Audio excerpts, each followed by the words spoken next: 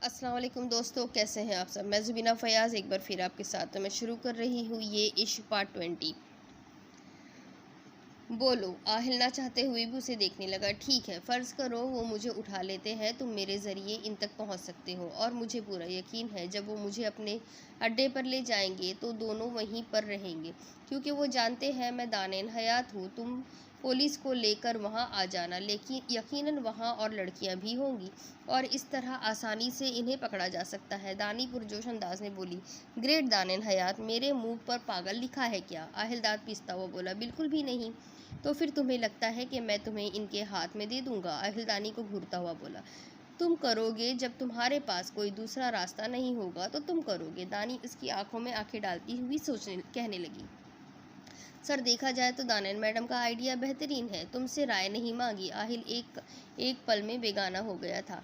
और तुम सोचना भी मत, मुझे कुछ भी करना पड़े लेकिन तुम्हें खतरे में नहीं डाल सकता और दोबारा इस पर कोई बहस नहीं होगी।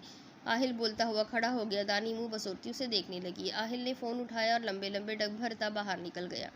रफ़ीक, तुम मनाओगे आहिल को?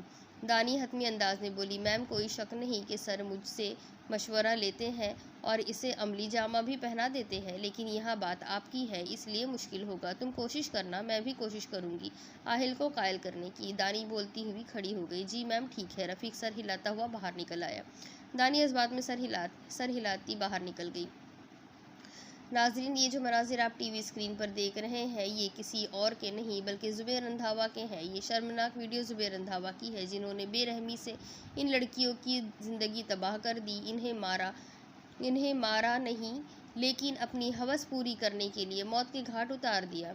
जी हाँ नाज़रीन, TLM के जमात से ताल्लुक़ रखने वाले ज़ुबैर रंधावा, जो गुज़श्ता 5 बरस के लिए वज़ीर आला के अहदे पर फायज़ रहे, खुद को अवाम का रखवाले कहलाने वाले ज़ुबैर रंधावा हकीकत में एक दरिंदा है, जिसने न जाने कितनी मासूम जानों को अपनी हवस का निशाना बनाया होगा। हम आपको सिर्फ तस्वीरें दिखा रहे हैं, जबकि हमारे पास पूरी वीडियोज़ महफूज हैं। खिदमत का नारा लगाने वाले ज़ुबैर रंधावा की असलियत आप टीवी स्क्रीन पर देख सकते हैं, जो इंसान के रूप में एक दरिंदा है। कुछ देर कबल हमें ये वीडियो मौसूल हुई और हमने अवाम को आगाह करना ज़रूरी समझा, ताकि ऐसे लोगों का एहतसाब हो सके, इन्हें सज़ा व जज़ा के मराहिल से गुजरना पड़े। ये बड़े सियासी लोग जुर्म करते जाते हैं और हर बार किसी न किसी बहाने खुद को बचा लेते हैं, लेकिन सोचने वाली बात है ज़ुबैर रंधावा किस तरह खुद को बचाएगा। हम सब ज़ुबैर रंधावा की जानिब से जवाब के मुंतज़िर हैं। देखते हैं क्या दलील पेश करेंगे या फिर पेश करेंगे भी या नहीं। मज़ीद तफसीलात जानिए इस न्यूज़ के बाद। ज़ुबैर फटी फटी आंखों से स्क्रीन पर चलते मनाजिर देख रहा था। पैरों तले ज़मीन और सर से आसमान दोनों खिसक गए थे। बैठे बिठाए ये क्या हो गया? वो बड़बड़ाए, आंखें यकीन करने से इनकारी थी। डॉक्टर कसिया ने कैमरे लगवाए थे और मुझे मालूम नहीं। वो तैश के आलम में खड़े हो गए। डॉक्टर कसिया सर थामे बैठी थी। आयज़ा उन्हें लान तान करके घर से जा चुकी थी। कहाँ गई थी ये इन्हें खुद भी मालूम नहीं था। फ़ोन की रिंगटोन ने उन्हें सोचों के महवर से बाहर निकाला। ज़ुबैर का नाम देखकर आंखों में शोले भड़कने लगे। आ गया तुम्हें ख्याल मुझे फ़ोन करने का? पहले तो मुझे ये बताओ, तुमने आनम और आयज़ा को वो वीडियोज़ कैसे दे दी? वो हलक के बल चिल्लाई। गोली मारो इस वीडियो को। मुझे ये बताओ, तुमने कैमरे लगवा रखे थे और मेरी वीडियो बनाती थी। ये क्या बेहुदा हरकत की है तुमने? जानती हो इसका नतीजा क्या निकलेगा? ज़ुबैर दहाड़े। कौन सी वीडियो और कौन सी हरकत? डॉक्टर कसिया की पेशानी पर बल पड़ गए। कैसे अनजान बन रही हो? अब टीवी नहीं देखा क्या? ये न्यूज़ एंकर जो गला फाड़ फाड़ कर बकवास कर रही है, इसे मैं क्या समझूं? ज़ुबैर का बस नहीं चल रहा था। डॉक्टर कसिया को फ़ोन से बाहर निकाल ले। 1 मिनट रुको, मैंने टीवी ऑन नहीं किया। डॉक्टर कसिया फ़ोन कान से लगाए रिमोट से एलईडी ऑन करने लगी। मतलूबा न्यूज़ चैनल लगाया तो अपनी बीनाई पर शबा हुआ। ये किस और कैसे? वो टूटे फूटे लफ्ज़ों में कहने लगी। अब मालूम हुआ मेरी इज्जत का जनाजा निकाल दिया तुमने। अच्छा नहीं किया। अब देखना मैं क्या करता हूँ तुम्हारे साथ। ज़ुबैर, मुझे खुद भी इल्म नहीं इस सब का। वो शिजदा सी बोली। मासूम बनने की कोशिश मत करो, जो तुम बिल्कुल नहीं हो। जुबेर चबा चबा कर कह रहा था। तुम ऐसा करो, मेरे घर आओ। इस तरह फ़ोन पर कुछ समझ नहीं आएगा। उलझनें मज़ीद बढ़ रही है। आता हूँ और हिसाब भी करूँगा तुमसे। जुबेर हंकारा भरता हुआ फ़ोन बंद करके चलने लगा। आसिम, एक प्रेस कॉन्फ्रेंस का इंतज़ाम करो और कुछ हल निकालो इसका। वो आसिम को हिदायत देते चलने लगा। सर, इसका सिर्फ एक ही हल है, वीडियो एडिटिंग। आप प्रेस कॉन्फ्रेंस पर यही कह दें सबसे, कुछ भी कह लो। अब वोट कौन देगा मुझे? वो कोप से बोले। हो सकता है लोग यकीन कर ले। जुबेर सर झटकते हुए गाड़ी में बैठ गए। आहिल, एक बात मैं तुम्हें बता दूं, तुमने इन दोनों पर एक साथ हमला करके दुश्मनी में इजाफा कर लिया है। तो क्या फ़र्क पड़ता है, मैं तैयार हूँ लड़ने के लिए। आहिल असर लिए बिना बोला। मेरा मतलब है, तुमने इन्हें दावत दे दी है कि मुझ पर हमला करो, और तुम्हारी कमज़ोरी क्या है? दानी ऐब्रो उचकाकर बोली। तुम अपने दिमाग पर जोर मत दो, मैं देख लूँगा खुद। आहिल ने उसे टालना चाहा। तुम समझ नहीं रहे आहिल, ये बेस्ट तरीका है। वो अपने बदले की खातिर मुझे नुकसान पहुंचाएंगे, क्योंकि तुम्हारी कमज़ोरी सिर्फ दानी है, लेकिन हकीकत में ये प्लान हमारा होगा इन तक रसाई हासिल करने का। दानी ने उसे कायल करना चाहा। मैं तुम्हारी हिफाजत कर लूँगा, तुम फिक्र मत करो, लेकिन तुम्हें खतरे में झोंक नहीं सकता। आहिल ने बेलचक लहजे में बोला। कितने ज़िद्दी हो ना तुम, दानी नाक चढ़ाती हुई कहने लगी। जी शुक्रिया कि मालूम हो गया, अब दोबारा ये बात मत करना, मेरा जवाब यही रहेगा। आए बड़े तुम चीफ मिनिस्टर कहीं के। दानी बड़बड़ाती हुई बाहर निकल गई। आहिल इसकी बात पर मुस्कुराने लगा। ज़्यादा बोलो मत जुबेर, पहले तुमने मेरी बेटी को मुझसे दूर किया है। डॉक्टर कसिया जब्त करती ही बोली। मैं क्यों ऐसा करूँगा, बताइए मुझे। वो वीडियो सिर्फ तुम्हारे पास थी, फिर मुझे बताओ आयज़ा के पास कैसे आई? अगर आपको खबर हो तो आयज़ा गुज़श्ता कुछ वक्त से आहिल के साथ है, जुबेर ने आगाह किया। तुम्हें किसने कहा? डॉक्टर कसिया एब्रो चुकाकर बोली। अगर आप अड्डे से नज़र हटाकर घर पर डालें तो मालूम हो जाएगा। जुबेर तंज़िया अंदाज में बोलने लगा। बस ज़्यादा बोलने की ज़रूरत नहीं। अब आप मुझे बताइए कि वीडियो लीक क्यों की? मैंने लीक नहीं की ये वीडियो कितनी दफ़ा कहूँ? डॉक्टर कसिया कोफ से बोली। इस सब का फ़ायदा सिर्फ आहिल हयात को है। मतलब मेरा शक दुरुस्त है, ये सब वही कमीना कर रहा है, हमें एक दूसरे से लड़वा कर कमज़ोर करना चाह रहा है। जुबेर हंकारा भरते हुए कहने लगे। तभी आयज़ा मुझ पर चिल्ला रही थी, ये सब आहिल की शय पर कर रही है वो। आहिल हया। डॉक्टर कसिया मुट्ठियाँ भींच कर बोली। मतलब वो जान चुका है आपके मुतालिक, लेकिन हैरत की बात है हमारे लैपटॉप तक कैसे रसाई हासिल की उसने? ये वक्त इन बातों को सोचने का नहीं है, आगे के लिए लाइहा अमल तय करने का है। आहिल हयात, मेरी दुश्मनी तुम्हारी माँ से थी और इसका किस्सा 10 साल पहले का ख़त्म हो गया, लेकिन मेरी अजीज़ जान बेटी को मुझसे दूर करने पर तुमने मुझे भी अपना दुश्मन बना लिया है। वो हकारत से बोली। हमें मिलकर इस आहिल हयात को तबाह करना होगा। लगता है पिछला नुकसान भूल गया है, वो तभी मैदान में उतर आया है। जुबेर हंकारा भरता हुआ बोला। कोई मसला नहीं, हम भी भरपूर अंदाज में जवाबी कार्रवाई करेंगे। वो खुलकर लड़ रहा है तो हम भी मुंह तोड़ जवाब देंगे। डॉक्टर कसिया गुस्से से कहने लगी। मैं आपके पास दोबारा आता हूँ, अभी मुझे प्रेस कॉन्फ्रेंस में जाना है। क्या इससे कोई नफ़ा होगा? डॉक्टर कसिया ने उसे टोका। कोई खातिर ख्वाह नफ़ा तो नहीं पहुँचेगा, लेकिन कोशिश करने में हर्ज क्या है? जुबेर कहकर बाहर निकल गया। आहिल हयात, तुम पीठ पीछे से वार कर रहे थे, मुझे मालूम ना हो सका। आयज़ा को हथियार बनाकर अच्छा नहीं किया तुमने। वो बोलती हुई खड़ी हो गई। दूसरी तरफ आहिल दानी के हमरा सोफे पर बैठा था। हाथ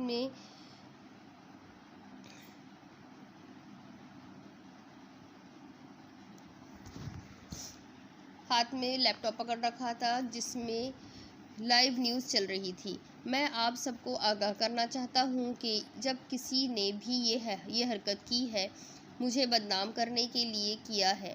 आप इस एक वीडियो को देखकर मेरी तमाम शख्सियत को तबाह नहीं कर सकते। और सबसे बड़ी बात, ये वीडियो एडिट की गई है, मैंने ऐसा कुछ भी नहीं किया सर। लेकिन सर, कौन आपके खिलाफ इस तरह के हमले कर रहा है? मैं नहीं जानता। यकीनन कोई सियासी पार्टी होगी जिसे इलेक्शन हारने का खदशा होगा, तभी ऐसे ओछे हथकंडे इस्तेमाल कर रहे हैं। सर, वीडियो को देखकर मालूम तो नहीं होता कि एडिटिंग की गई हो। रिपोर्टर बोलकर जुबैर को देखने लगे। सर, अपनी बात फिर से दोहराएं। आसिम ने अकब से सरगोशी की। आजकल इतनी सफाई से ये काम होता कि देखें, आप जैसे रिपोर्टर भी धोखा खा गए। मेरी साख तबाह करने के लिए ये सब किया जा रहा है। लोग मुझे जानते हैं। जुबैर के अल्फाज मुंह में थे जब एक टमाटर उसके मुंह पर आ लगा। वो शजदा सा आगे झांकने लगा, लेकिन निशानाबाज दिखाई न दिया। इसके बाद अंडे और टमाटर की बारिश हो गई। कोई छत से ये काम सर अंजाम दे रहा था। आसिम, देखो कौन है, जुबैर कहते हुए मुड़ गए। रिपोर्टर भी हैरान से इस मंजर को देख और नज़र बंद कर रहे थे। नाज़रीन, आपने देखा, अभी अभी जुबैर रंधावा को टमाटर और अंडे मारे गए। जब वो अपनी प्रेस कॉन्फ्रेंस में बात कर रहे थे। अवाम मुश्तइल है इनके इस वीडियो पर। कुछ लोगों का तो कहना है कि जुबैर रंधावा का सरेआम फांसी दे दी जाए ताकि लोग इबरत हासिल कर सके। रिपोर्टर बोल रहा था, लेकिन आहिल ने बंद कर दी न्यूज़।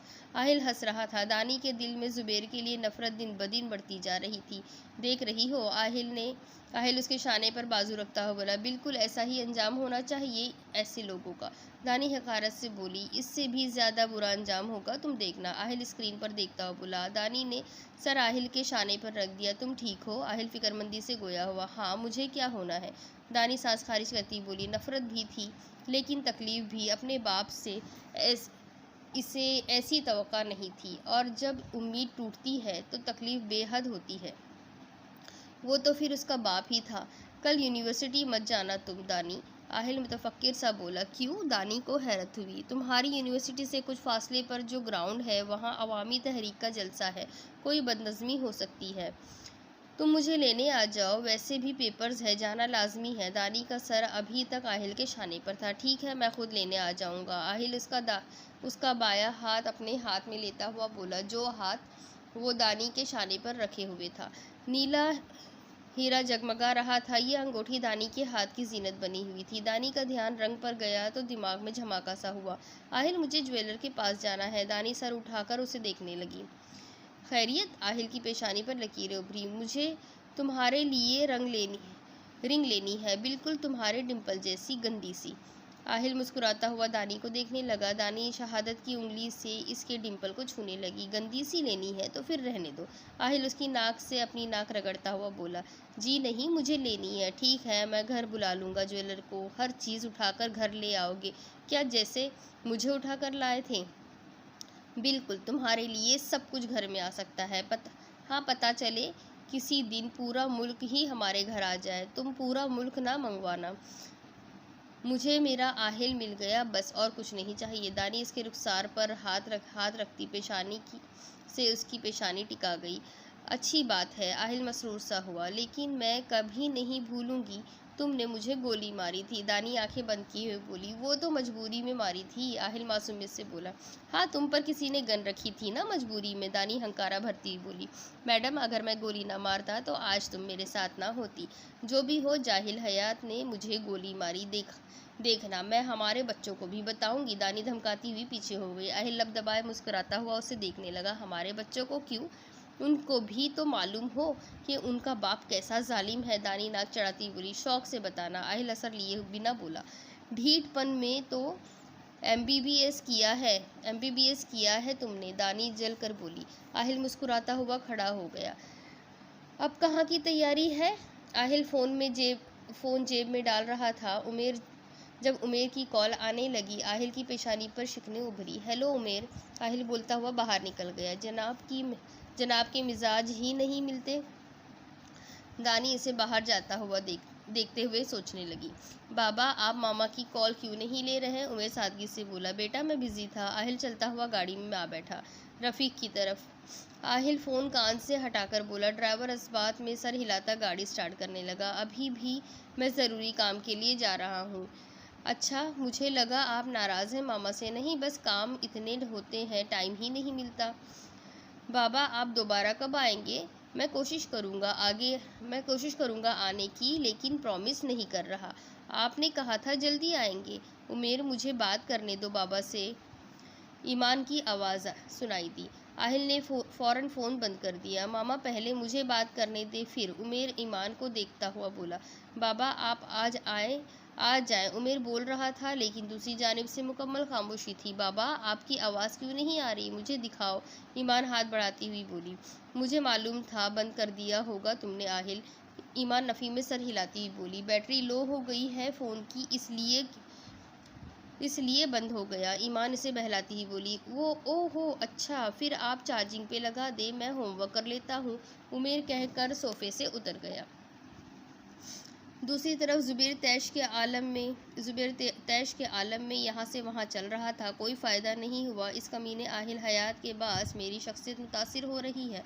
आज लोगों ने मेरे मुंह पर जुबैर रंधावा के मुंह पर सबके सामने जुबैर मुट्ठियाँ भींचे खामोश हो गया। सर, डॉक्टर कस्सिया आई है। मुलाजिम सर झुकाए उनके सामने आता बोला। ड्राइंग रूम में बिठाओ, मैं आता हूँ। जुबैर शीशे में बाल देखता हुआ चलने लगा। बहुत अफसोस हुआ मुझे तुम्हारी प्रेस कॉन्फ्रेंस देखकर। डॉक्टर कस्सिया अफसोस लिए बोली। मेरे इल्म में आया है कि मीडिया तुम्हें सज़ा देने के लिए आवाज़ उठा रहा है। इदारे कब तक खामोश रहेंगे? वो फिक्रमंदी से बोली। इस आहिल हयात ने एकदम से बाजी पलट दी। मुझे लगा था वो बच्चा क्या बिगाड़ सकता है मेरा, अब मालूम हुआ वो बच्चा क्या कर सकता है। डॉक्टर कस्सिया ने उसे टोका। खुश तो उसे भी नहीं रहने दूंगा। इसकी ज़िंदगी दानैन की गिर्द घूमती है ना, मैं इसकी ज़िंदगी ही छीन लूँगा मैं। जुबैर हिकारत से बोला। क्या सोचा है तुमने फिर इसके बारे में? कल अवामी तहरीक का जलसा है, एक छोटा सा झटका अपने दामाद को दूंगा। क्या चल रहा है तुम्हारे दिमाग में? डॉक्टर कस्सिया आंखें छोटी किए बोली। ज़्यादा नहीं, सिर्फ डर भी डराऊंगा थोड़ा सा। और अपने बारे में क्या ख्याल है? जेल जाने का इरादा है क्या? मैं सोच रहा हूँ रूपोश हो जाओ, क्योंकि इलेक्शन जीतना तो दरकिनार, मुझे चंद वोट मिल जाए वो भी गनीमत है। सानिया कहाँ है? डॉक्टर कस्सिया ने मौजू बदला। वो सर्जरी के लिए गई है। क्या हुआ उसे? डॉक्टर कस्सिया हैरत से बोली।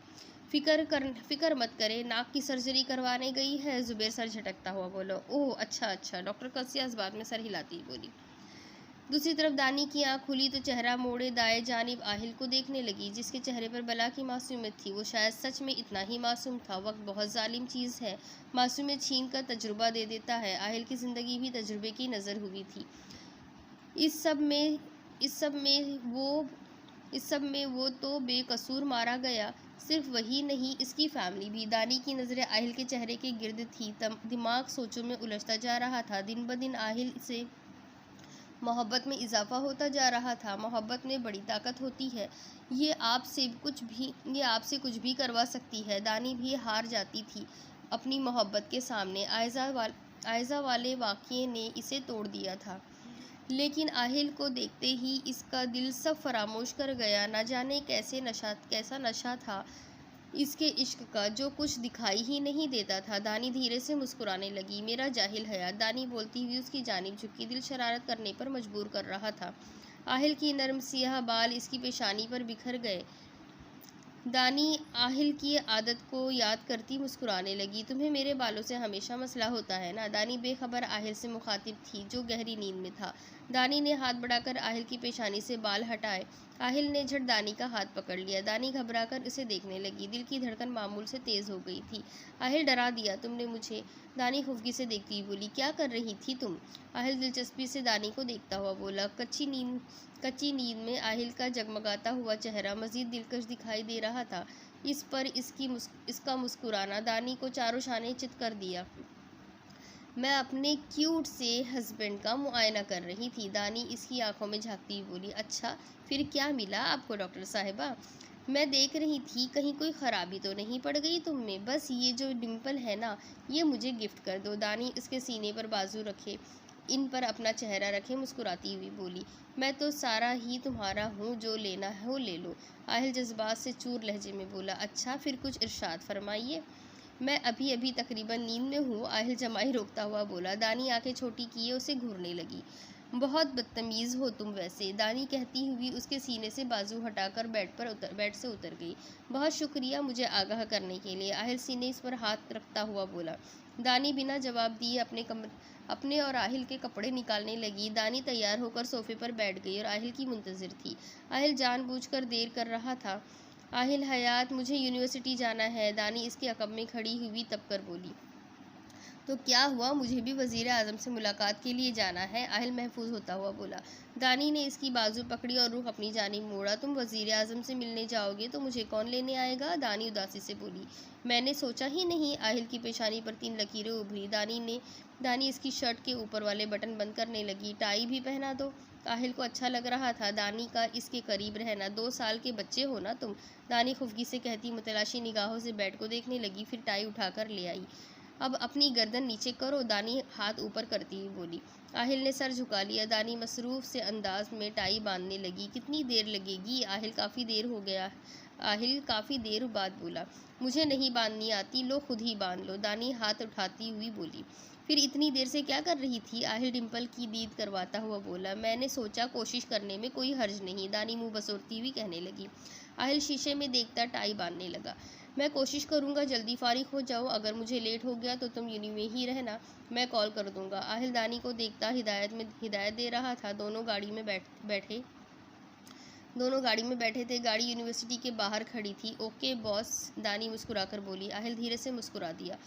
दोनों होने वाली अनहोनी से अनजान लम्हों का लुत्फ़ ले रहे थे। जाऊँ मैं, दानी का हाथ आहिल के हाथ में था। वो इजाज़त तलब नज़रों से आहिल को देख रही थी। मुझसे पूछोगी तो मैं कभी भी नहीं कहूँगा जाने को, जाना भी कौन चाहता है, दानी इसकी सियाह गहरी आंखों में देखती हुई बोली। आहिल की आंखें समंदर जैसी गहरी थी, जिसकी गहराई कोई नहीं माप सकता।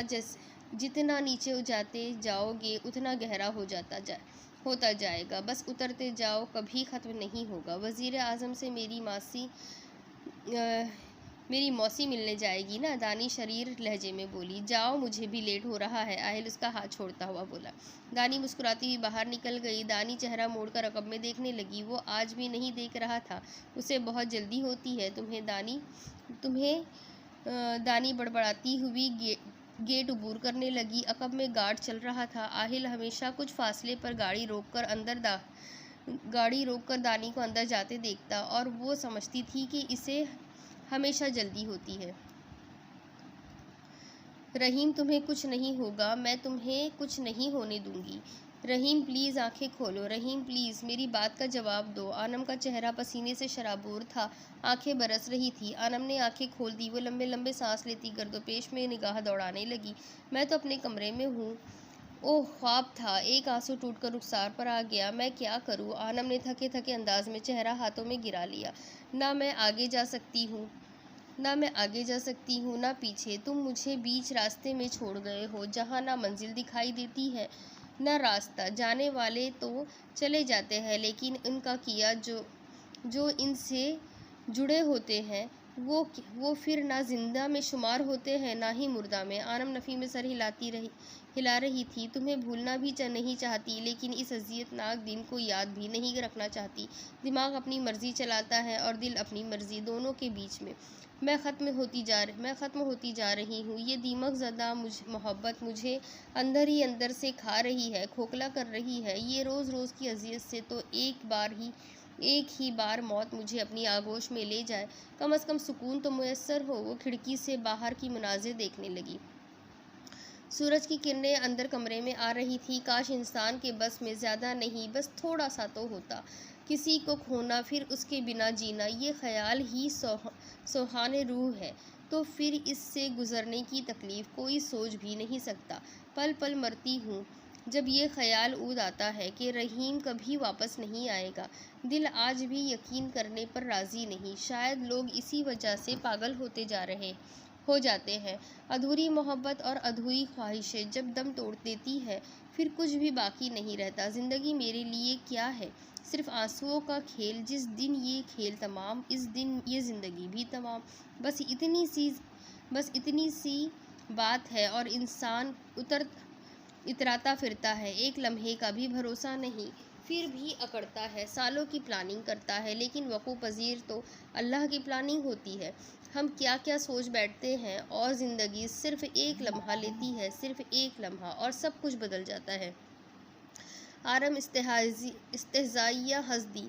ये दुनिया और इस दुनिया के खेल सब बेवकूफ़ है।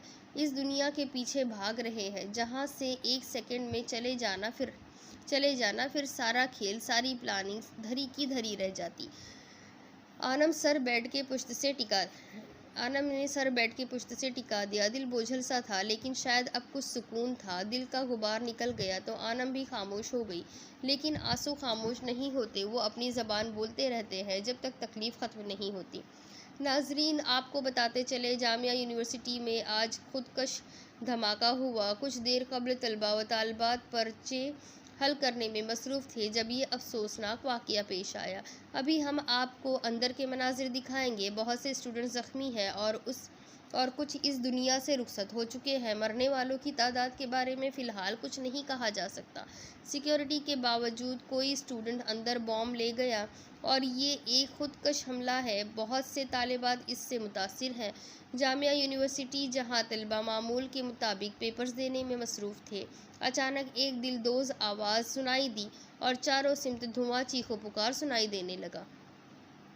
ये आप देख सकते हैं मनाजिर, क्या हाल हो गया है इस यूनिवर्सिटी का। खून के निशानात तो कहीं बैग, रजिस्टर गिरे पड़े हैं। मज़ीद मालूम हुआ है कि धमाका एग्ज़ामिनेशन हॉल में हुआ है, जहां तलबा अपना पर्चा हल करने में मसरूफ़ थे। सब मामूल के मुताबिक काम कर रहे थे, इस बात से अनजान कि कुछ देर में ऐसा वाक़या होने वाला है। आर्मी एहलकार पहुंच चुके हैं। ज़ख्मियों को तबी इमदाद दी जा रही है। आप टीवी स्क्रीन पर ये मनाजिर देख सकते हैं। फ़ौजी मदद के लिए आ चुके हैं और अब ज़ख्मियों को और लाशों को बाहर ले जाया जा रहा है। इस धमाके का पस मंज़र क्या हो सकता है, ये कोई भी नहीं जानता, क्योंकि जहां धमाका हुआ वहां सिर्फ तालिबात बैठे थे और हमला इतना अचानक हुआ कि किसी को मालूम नहीं हो सका। मज़ीद तफसीलात से आगाह करते चले, साबिक़ वज़ीर आज़म राजा परवेज़ का इस सानहा को लेकर अफसोस का इजहार। इनका कहना है कि पाकिस्तान के लिए शर्म की बात है कि आज हमारे तालीमी इदारे भी महफूज नहीं। ये तालिबात पाकिस्तान का मुस्तकबिल है। कल को मुल्क की भाग दौड़ इन्हीं के हाथों में होगी। जिस किसी का भी ये काम है, वो पाकिस्तान की साख्त को तबाह करना चाहते हैं। तभी तो हमारे मुस्तकबिल, हमारे तालिबात पर हमला किया। पाकिस्तान का मुस्तकबिल तारीक करने की संगीन कोशिश की जा रही है। मज़ीद इनका कहना था कि निगरान हुकूमत इस बात का नोटिस मालूम करे इसके पीछे किसका हाथ है। लवाहकीन के अहल खाना से अफसोस का इजहार। जमात इस्लामी के सरबराह की प्रेस कॉन्फ्रेंस, सानहे की मजम्मत और यूनिवर्सिटी इंतज़ामिया से नोट्स लेने का ऐलान। साबिक वज़ीर आला आहिल हयात का इस सानहे को लेकर ट्वीट।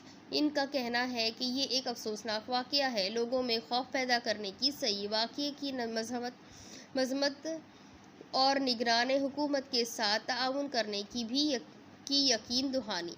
नाज़रीन, हमेशा की तरह न्यूज़ रहा आज भी सबके आगे सबसे पहले।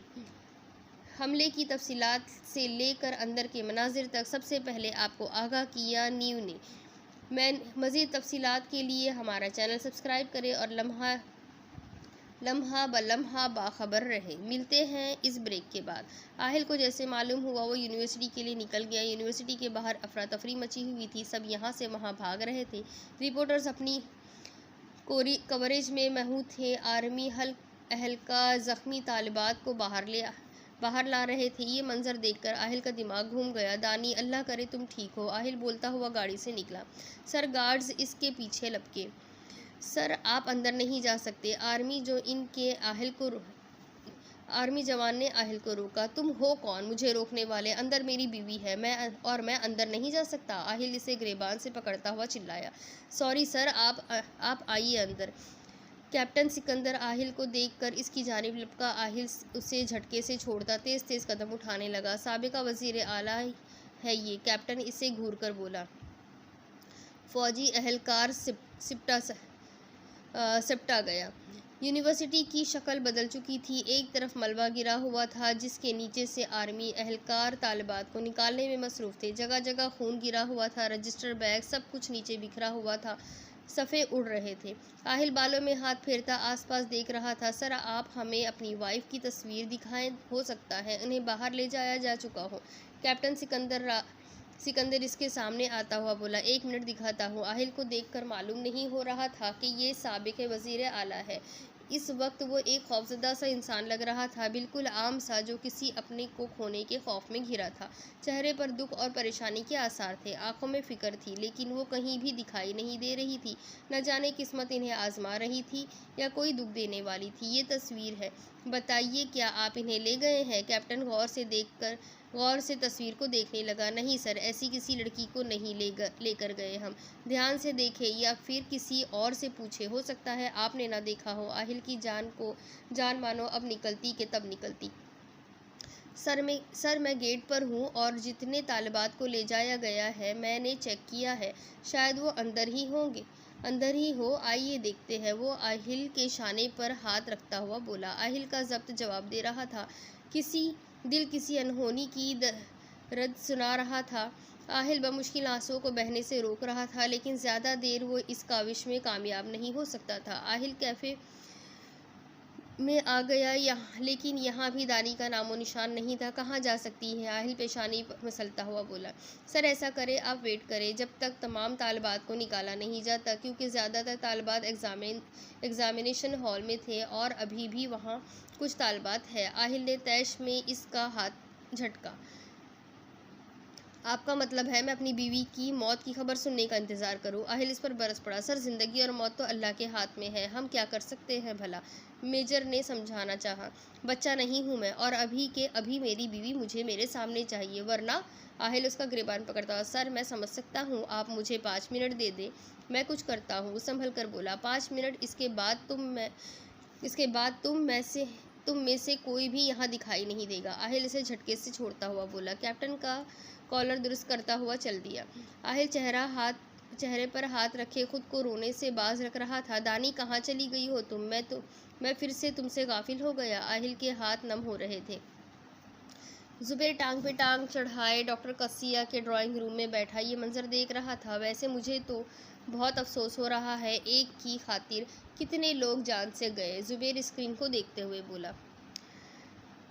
अब इसके आगे क्या होगा मैं आपको अगली किस्त में सुनाती हूँ। आप ये जानेंगे कि आगे क्या होना है। क्या दानी भी इस हमले से मर गई है या किसी चोट लग गई है? क्या हाल है दानी का इस वक्त? ये सब कुछ जानने के लिए मेरे साथ बने रहिए। अगली किस्त में फिर मिलेंगे। अल्लाह हाफ़िज़।